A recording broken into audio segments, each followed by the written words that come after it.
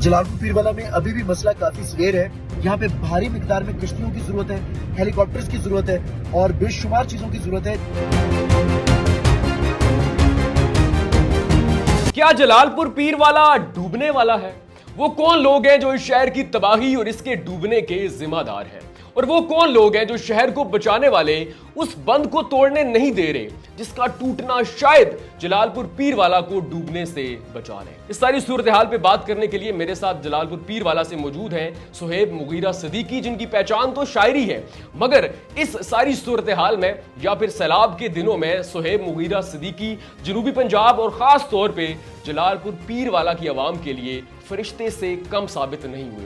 उनसे सारी सूरत हाल पे बात करते हैं। सुहेब, सबसे पहले तो मुझे ये बताइए कि इस वक्त जलालपुर पीरवाला के हालात क्या हैं और कितने लोग ऐसे हैं जो कि इस वक्त भी सैलाबी पानी में महसूर हैं? जलालपुर पीरवाला में अभी भी मसला काफी सीवियर है और जिस वक्त ये मामला शुरू हुआ था कम से कम 1.5 लाख लोग ऐसे थे जो फंसे हुए थे।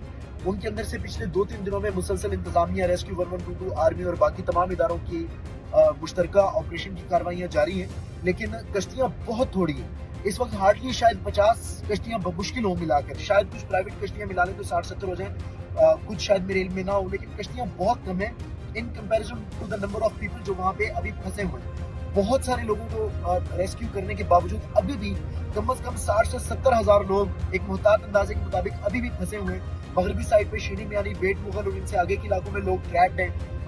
जनूबी साइड के ऊपर दराबपुर और दराबपुर के कुर्बजवार के जितने इलाके हैं, लंगर, बस्ती, जाफर है, वहां पर भी अभी भी बहुत बड़ी तादाद लोगों की फंसी हुई है। इस वक्त पे सिर्फ और सिर्फ जिस चीज की सबसे ज्यादा जरूरत है वो कश्तियां और स्किल्ड रिसोर्स है। अच्छा सुहेब, मुझे ये बताएं कि जलालपुर पीरवाला को कितने दरिया मुतासिर करते हैं और पानी के इनखला का तरीकाकार क्या है? जलालपुर पीरवाला दो बहुत बड़े दरियाओं के बिल्कुल संगम पे वाक़ है। जलालपुर के मगरिब में दरियाए चनाब है और जलालपुर के जनूब और मशरिक वाली साइड से, जनूब मशरिक वाली साइड से दरियाए सतलुज आता है। जहाँ पे दोनों दरिया आपस में कन्वर्ज होते हैं, मिलते हैं और मुश्तरका दरिया बनाते हैं, वो इलाका जलालपुर पीरवाला के बिल्कुल साथ पड़ता है, जिस वजह से सतलुज और चनाब का पानी मिलकर एक बहुत बड़ी तबाही लेकर आता है। दरिया सतलुज के पानी के इनखला का एक नेचुरल कॉरिडोर था जिसे बिहाड़ी कहा जाता था। वहाँ पे मकामी जमींदारों की सीना जोरी की वजह से उन लोगों ने वहाँ पे माजी मुझे पानी नहीं आ रहा था, वहाँ पे फसलें उगा के उस पर कब्जा कर लिया था। और फिर वहाँ पर जो गिलानी एक्सप्रेस के नाम से एक रोड बना था आज से 12-13 साल पहले, वहाँ पे उस बिहाड़ी उस चैनल कॉरिडोर के जो पानी को एग्जिट फ्राहम किया करता था उसे बंद कर दिया गया था, जिस वजह से सैलाब का मसला और शदीद हो गया और जलालपुर शहर जो है वो खतरे में आ गया। अभी रात वहां पर शिगाफ डालकर पानी को निकालने की कोशिश की जा रही है, लेकिन अभी तक की इत्तलात के मुताबिक पानी में कमी वाक़या नहीं हुई है, बल्कि रात के वक्त पानी जो है वो और बढ़ना शुरू हो गया था।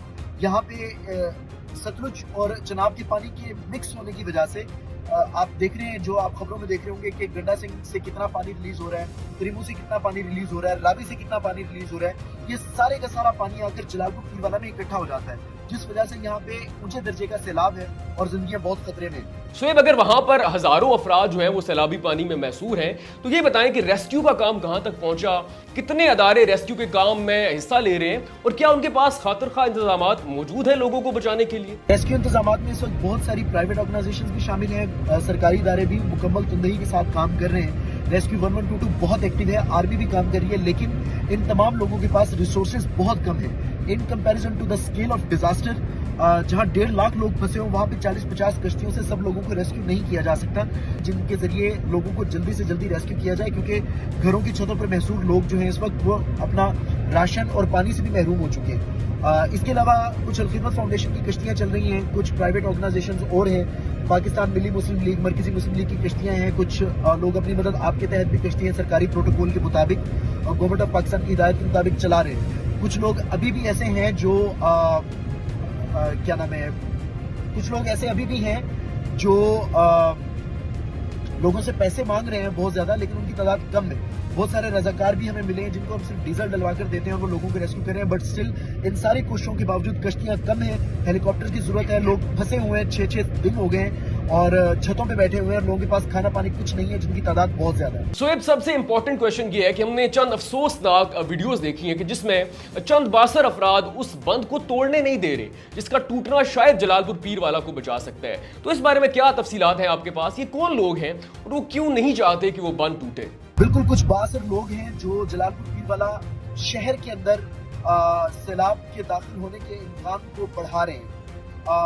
ان میں سے کچھ لوگ جو ہیں وہ نوراجہ بھٹہ کی سائڈ پر موجود ہیں. ان لوگوں نے پہلے اسلحے کے ساتھ پانی کے واحد ایگزٹ پر پہرا دیا کہ تاکہ لوگ اس شگاف نہ ڈالیں اس سڑک کے اوپر جہاں سے پانی ایگزٹ لے سکتا ہے اور جلال پور پیر والا بچ سکتا ہے. رات کو جس وقت وہاں پر شگاف ڈالا گیا تو ان لوگوں کی بہت نفرت انگیز ویڈیو سامنے آئی جن میں انہوں نے کھلے عام دھمکیاں دی ہیں کہ اگر اس طرف کا بند توڑا گیا یا سڑک میں شگاف ڈالا گیا تو وہ شہر جلال پور کی حفاظت کرنے والا بند زور زبردستی سے توڑ دیں گے. میں وہ ویڈیو بھی آپ کو بھیج رہا ہوں, آپ وہ ویڈیو بھی ملاحظہ کر سکتے ہیں خود.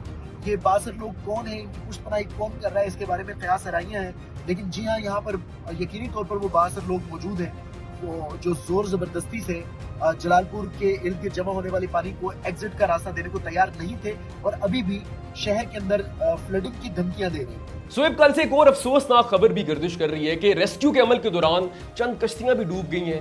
یہ بتائیں کہ یہ کشتیاں کیسے ڈوبی اور اس افسوسناک واقعے میں کتنی قیمتی جانیں ضائع ہوئی ہیں. کشتیاں ڈوبنے کے کافی سارے واقعات رپورٹ ہو رہے ہیں.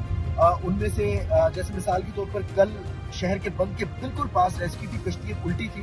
خوش قسمتی سے تمام لوگوں کو بچا لیا گیا کیونکہ بند پر موجود لوگوں نے بھی فوری طور پہ جمپنگ کر کے لوگوں کو بچا لیا. رات اس واقعے کے اندر ایک چھوٹی بچی جو 20 دن کی تھی اس کی زندگی جو ہے وہ چلی گئی ہے. کل ایک اور کشتی الٹی ہے, وہ ریسکیو کی کشتی نہیں تھی, وہ ایک پرائیویٹ بوٹ تھی جس کے اندر لائف جیکٹس نہیں تھی یا تھوڑی تھی. اس کے اندر 28 لوگ سوار تھے, ان میں سے کم از کم 18 لوگوں کو بچا لیا گیا تھا اور 9 سے 10 لوگوں میں سے کچھ کی لاشیں برآمد ہو چکی ہیں, کچھ کی نہیں ہوئی. اس کے علاوہ مزید 2 کشتیاں الٹنے کی جو اطلاعات ہیں کل ہمیں اور موصول ہوئی تھی.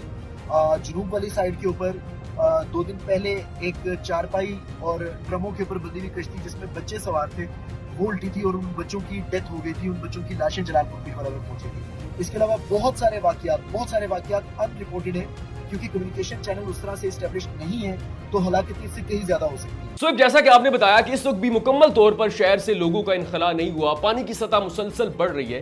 تو اس وقت جلال پور پیر والا میں سب سے زیادہ قلت کس چیز کی ہے, ضرورت کس چیز کی ہے اور شہر کو بچایا کیسے جا سکتا ہے؟ اس وقت شہر میں خوراک کا انتظام کیا جا رہا ہے. ہم لوگ اپنے طرف بھی کوشش کر رہے ہیں, ہم اس وقت بھی میڈیسنز اور جیکٹس وغیرہ لے کر جا رہے ہیں. شہر میں گورنمنٹ کی طرف سے کھانے اور پانی کا بہت زیادہ انتظام کیا گیا ہے. گورنمنٹ ہائر سیکنڈری اسکول کے اندر, ڈگری کالج 84 کے اندر کیمپس لگے ہوئے ہیں. الخدمت کا جو کیمپ ہے وہاں پہ شہریوں کی کولیبریشن کے ساتھ, ہم لوگوں کی کولیبریشن کے ساتھ وہاں پہ بھی لوگوں کو کھانا اور پانی مہیا کیا جا رہا ہے. اس وقت for the time being food پانی کا اتنا مسئلہ نہیں ہے, اس وقت مسئلہ کشتیوں کا ہے اور ریسکیو کا ہے. جب یہ ریسکیو آپریشن پورا ہو جائے گا تو ریلیف کیمپس میں موجود متاثرین کی تعداد بڑھ جائے گی, تب ہم پر فوڈ کا بھی لوڈ آئے گا اور پانی کا بھی لوڈ آئے گا. سو ناظرین, آپ نے جلال پور پیر والا کے تمام افسوسناک جو حقائق ہیں, جو گراؤنڈ ریئلٹی ہے, وہ سہیب مغیرہ صدیقی سے جانی. اگر ہم یہ کہیں کہ جلال پور پیر والا میں اس وقت انسانی المیہ جنم لے رہا ہے تو یہ شاید غلط نہیں ہوگا.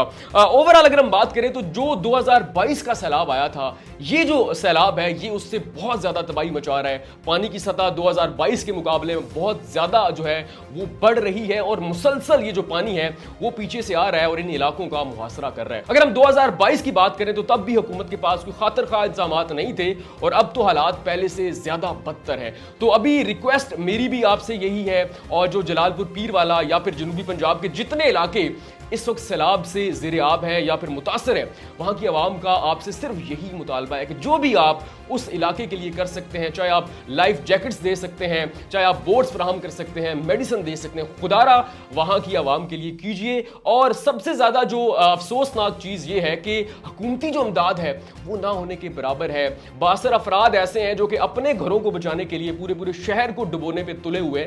تو خدا را ان سے بھی کوئی اگر ریکویسٹ کر سکتا ہے, اگر ان کی کوئی منت ترلا ہو سکتی ہے تو ان سے بھی کیجئے, کیونکہ حکومت جو ہے وہ تو مجھے نہیں سمجھ آ رہی کہ اپنی ریٹ کس طرح بحال کر رہی ہے, اور دوسری طرف جو لوگ ہیں وہ مدد کے لیے اپیل کر رہے ہیں. تو خدا را ان کی بھی سنیں, کیونکہ یہ اس وقت جو المیہ ہے یہ بہت زیادہ سنگین ہے. ہم نے کے پی کے حالات دیکھے, اپر پنجاب کے حالات دیکھے, اور اب جنوبی پنجاب کے ایسے علاقے متاثر ہو رہے ہیں جو کہ ابھی تک 2022 کے سیلاب سے بھی ریکور نہیں ہوئے.